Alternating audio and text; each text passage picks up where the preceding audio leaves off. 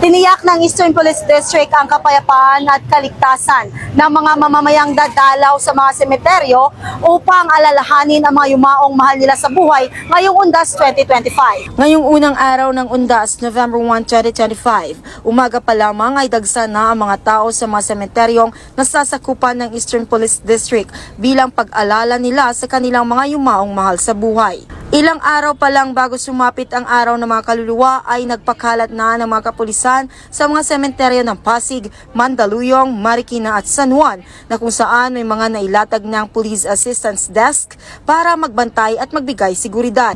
Samantala, personal namang binisita ni Police Brigadier General Aden Tupas Lagradante, District Director ng EPD at pinakalat din ang iba pang mga opisyal ng nasabing distrito upang mag-inspeksyon at mabisita ang mga sementeryo na sakop ng Metro East upang masiguro ang mga kapulisan nito ay handa at alerto sa pagbibigay ng seguridad sa publiko para sa pagdiriwang ng Undas 2025. Sa lahat ng mamamayan na gustong bumisita, nakahanda po at maluwag po ang ating mga sementeryo.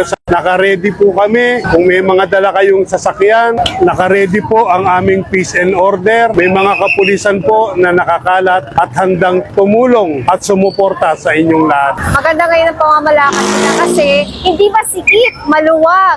Bukod doon, malayang pumasok, smooth, hindi walang gulo.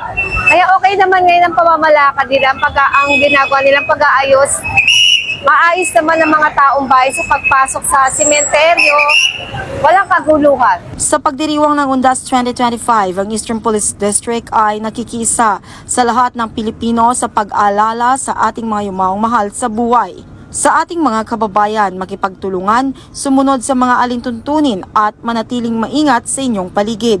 Huwag din mag-atubiling itawag sa 911 ang anumang krimen na inyong masasaksihan para sa agarang aksyon at responde ng kapulisan.